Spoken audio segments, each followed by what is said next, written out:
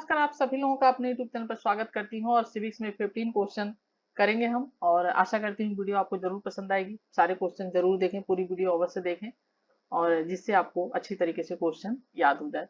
और वीडियो अगर आप पहली बार देख रहे हैं वीडियो तो जरूर चैनल को सब्सक्राइब कर लें, बेल आइकन जरूर प्रेस कर लें जिससे नई वीडियो की नोटिफिकेशन भी आपको मिलती रहे। और अगर आप पहले की वीडियो नहीं देखे हैं तो भी जरूर देखें पहले की वीडियो भी। ठीक है, और इसी के साथ और आगे चलते हैं और फर्स्ट क्वेश्चन पे आते हैं। और वीडियो पसंद आए तो लाइक कमेंट शेयर जरूर करें। ठीक है, फर्स्ट क्वेश्चन है, आधुनिक दल व्यवस्था का उद्भव प्रमुखतः कहाँ हुआ? US, France, England, Belgium.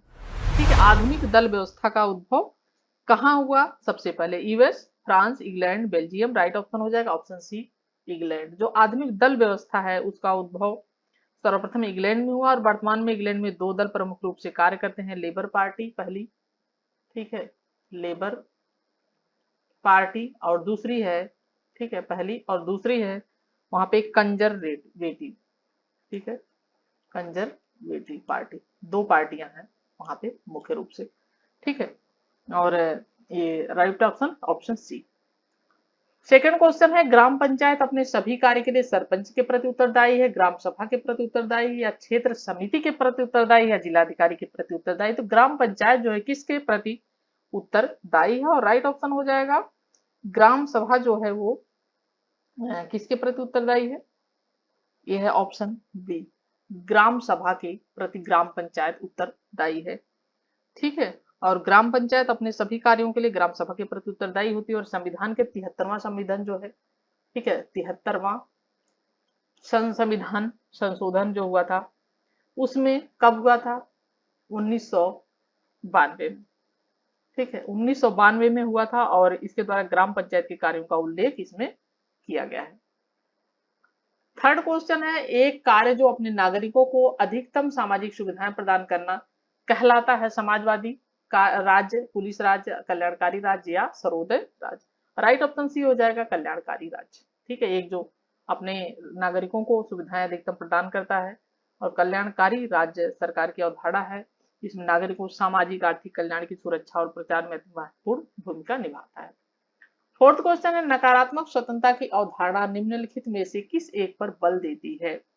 समानता पर बल देती है, स्वायत्तता पर बल देती है, हस्तक्षेप की अनुपस्थिति, या पसंद की स्वतंत्रता? और फोर्थ क्वेश्चन का जो हमारा राइट ऑप्शन हो जाएगा ऑप्शन सी हो जाएगा, हस्तक्षेप की अनुपस्थिति।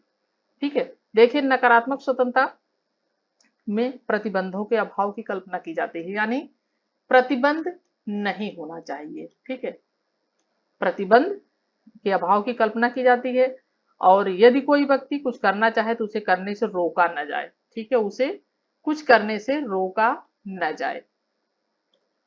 ठीक है, और यानी हस्तक्षेप की जो अनुपस्थिति देखने को मिलती है। और नकारात्मक स्वतंत्रता के जो समर्थक हैं उनमें बेंथम भी हैं, जेएस मिल भी हैं, आइजिया बर्लिन, फ्रीड में, डी टाकविले भी हैं, स्पेंसर आदि महत्वपूर्ण हैं राजनैतिक विचारक जो हस्तक्षेप की अनुपस्थिति में अपना मानते हैं। ठीक है, फिफ्थ क्वेश्चन है, पांचवा क्वेश्चन, निम्नलिखित में से कौन सा शब्द संविधान की प्रस्तावना में नाम नहीं है? किस शब्द का? न्याय का, व्यक्ति की गरिमा का, बंधुत्व का, संघीय का? और राइट ऑप्शन डी हमारा डी हो जाएगा, संघीय का। जब आप संविधान की प्रस्तावना पढ़ेंगे, हम भारत के लोग भारत को एक संपूर्ण प्रभुत्व संपन्न गणराज्य बनाने में, तो उसमें ये संघ ही नहीं आएगा, उसमें व्यक्ति की गरिमा, न्याय, राजनीतिक न्याय, ये सब आएगा, बंधुत्व आएगा, ये सब चीजें आएंगी, लेकिन संघित शब्द का कहीं भी प्रयोग इसका नहीं हुआ है। तो राइट ऑप्शन ऑप्शन डी। ठीक है, ये नहीं हुआ इसका प्रयोग। सिक्स क्वेश्चन है, भारत के उपराष्ट्रपति को कौन पद युक्त कर सकता है? राज्यसभा, लोकसभा, राज्यसभा और लोकसभा दोनों, या निर्वाचन आयोग? पद च्युत नहीं, यानी पद से हटाना नहीं, पद युक्त करना है। ठीक है, तो भारत के उपराष्ट्रपति की बात की गई है और इसका जो राइट ऑप्शन हो जाएगा ऑप्शन सी हो जाएगा, राज्यसभा और लोकसभा दोनों। ठीक है, ऑप्शन सी हो जाएगा। भारत के जो राष्ट्रपति के बाद उपराष्ट्रपति का पद दूसरा सबसे बड़ा संवैधानिक पद होता है। ठीक है, इनके पद क्या है? संवैधानिक है और ये सबसे दूसरा बड़ा पद होता है राष्ट्रपति के बाद। अभी राष्ट्रपति के देखिए चुनाव होने वाले हैं। और जैसे अम्बेडकर के संवैधानिक पद होता है, और भारत का उपराष्ट्रपति राज्य सभा के अध्यक्ष के रूप में विधायी कार्यों में भी हिस्सा लेता है, और अगर राष्ट्रपति नहीं है तो उपराष्ट्रपति राष्ट्रपति का कार्यभार भी जो है संभालते हैं।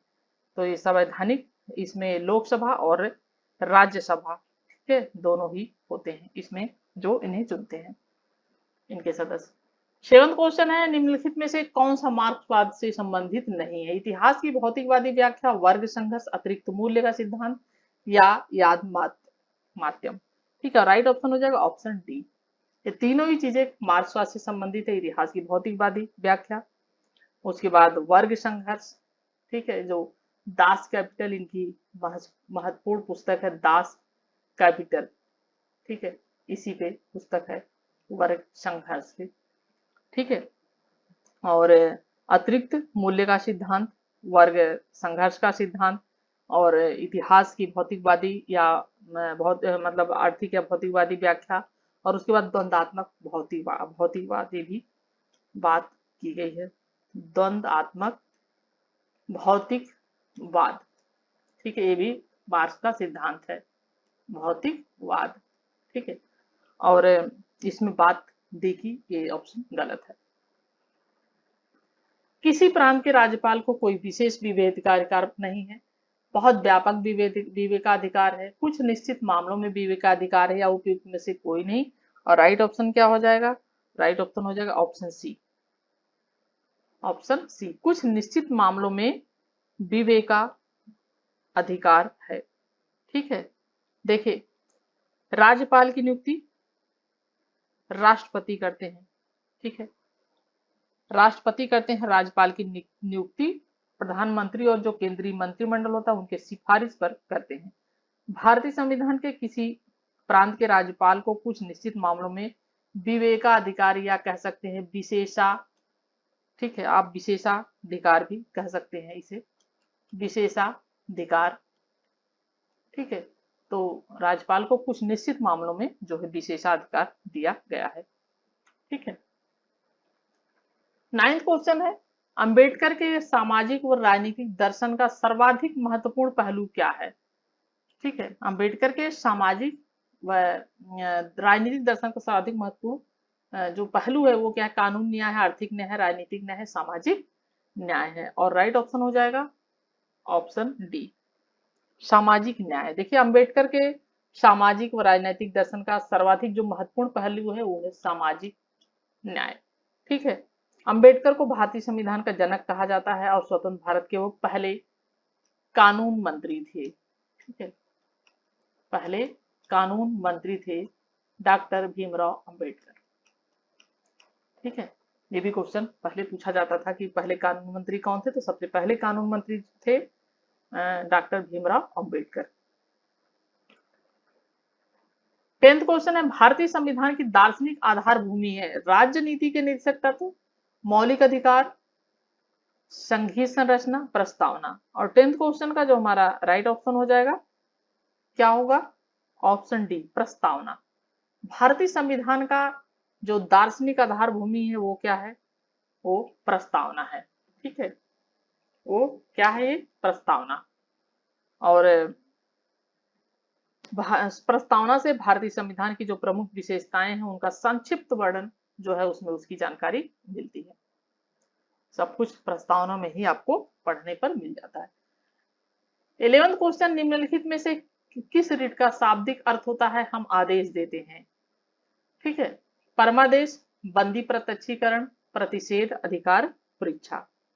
और राइट ऑप्शन हो जाएगा परमादेश। इसका मतलब होता है परमादेश कि हम आदेश देते हैं, ठीक है। और भारतीय संविधान के अनुच्छेद 32 जो है, ठीक है, प्राप्त जो उससे देश के बारे में जानकारी मिलती है, और पद्मादेश का तात्पर्य होता है हम आदेश देते हैं।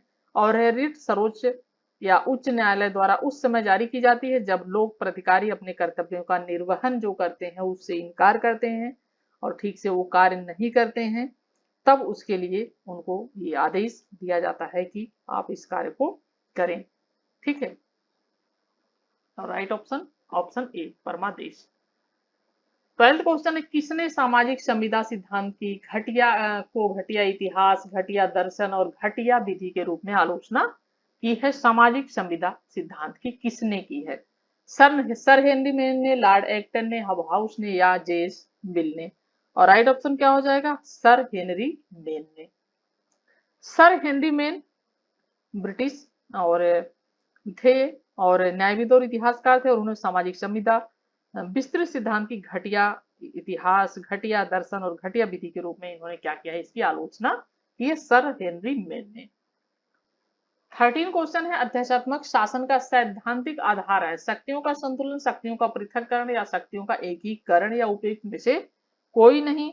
और जो राइट ऑप्शन हो जाएगा ऑप्शन बी हो जाएगा, शक्तियों का पृथक्करण। अध्यात्मक शासन का सैद्धांतिक जो आधार है वो क्या है? वो है ऑप्शन बी। ठीक है, अध्यात्मक शासन, शक्तियों का पृथक्करण।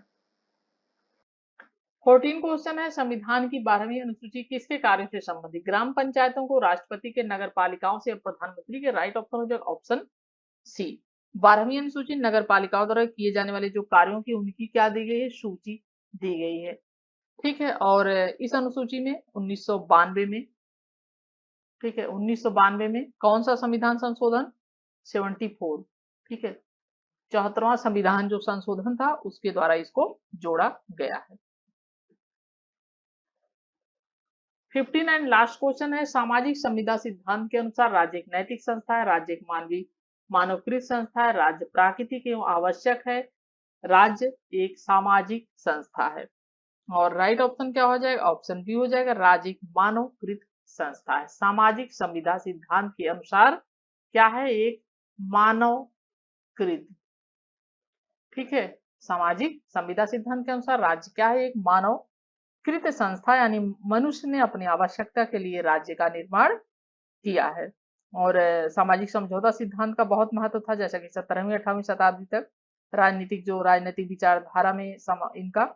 और इस सिद्धांत के अनुसार राज्य दैवीय न होकर, जैसे कि कुछ लोग दैवीय भी मानते थे कि ईश्वर द्वारा है, और जैसे कि हीगल कहते थे कि राज्य ईश्वर का पृथ्वी पर अवतरण है, और जिसका निर्माण मनुष्यों ने मिलकर सबके हित के लिए उद्देश्य से किया है, और राज्य में रहने वाले प्रत्येक व्यक्ति के साथ सरकार को न्याय की अपेक्षा रहती है। ठीक है, तो क्या मानते हैं सामाजिक सिद्धांतवादी? मानवकृत संस्था मानते हैं। और 15 क्वेश्चन कंप्लीट होते हैं। आशा करती हूँ वीडियो पसंद आई होगी। लाइक शेयर कमेंट अवश्य करें। Thank you for watching video.